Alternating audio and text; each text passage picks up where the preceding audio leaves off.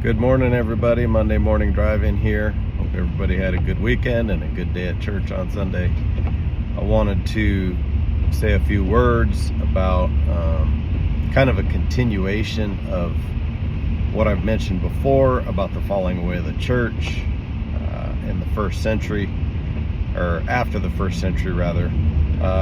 And if you see that if the Lord allows you to see that original church that Jesus built and directed those apostles and how and what they were supposed to be doing, what they were supposed to be teaching, if you can see that after the first century, after the original apostles were gone, if you can see that church fell away and declined over the following couple hundred years, and proceeded to fall away over the next 1,000 years at least, then it seems like it's obvious that what was lost has to be restored.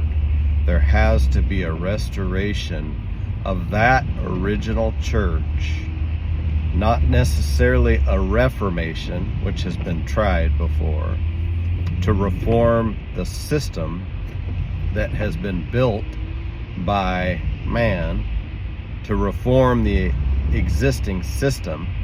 It didn't work, did it? It ends up just being a convoluted mixture of man's ideas and God's ideas.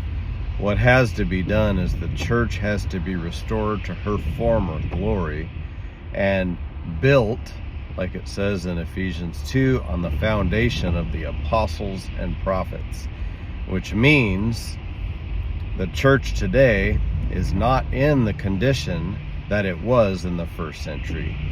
And for God to put his approval on a church or churches or people, because the church is really just the people, for God to put his approval on a people, we have to get back to what was lost and what was covered over with a mixture of mankind's ideas under the guise of biblical teaching.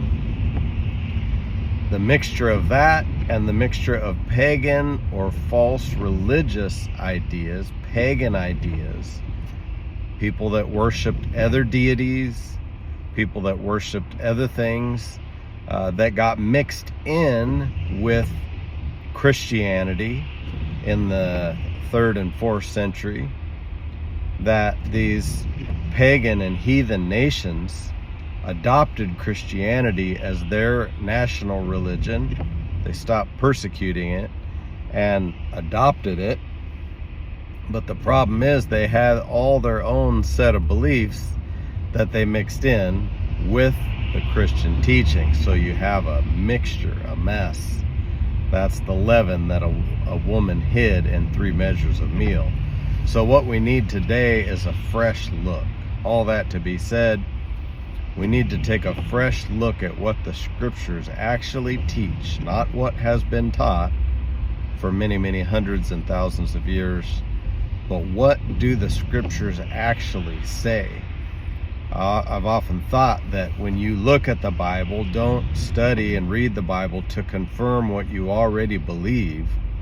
You almost have to set aside what you already think and believe and look at the scriptures for what they actually mean and say, and really kind of almost a new perspective on what does the Bible teach and what does it not teach. There's so many different things that false ideas has intermingled in with the church, and this has affected the spirituality, the holiness, and more specifically what the church is supposed to produce. The church is supposed to produce fruit, which is you and I living godly and holy lives. There's a scripture in James 5 verse 7 that says the husbandman has long patience waiting for the precious fruit of the earth, that he would receive the early, or the precious fruit of the early and the latter rain.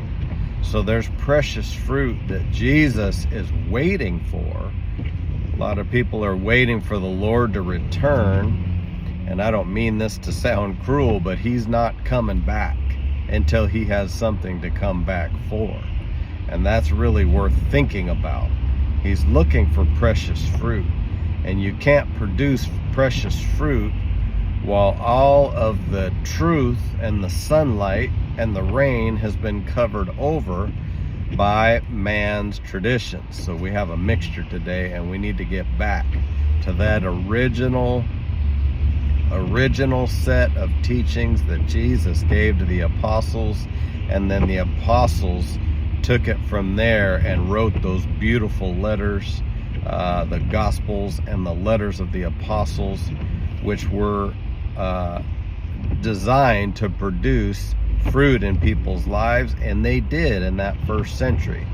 And then down here somewhere in our day, there's going to be some fruit produced by people who find that original truth and don't allow themselves to be convinced of doctrines and commandments that came from man and not from God. This is what we should be looking for: a restoration of the truth, a restoration of the church, not just a reformation of the existing ecclesiastical system. Just wanted to stir up your pure minds today, thinking about the things of God, starting off your day, pointing your attention and your affections towards the great God of heaven. God bless you. Have a great Monday.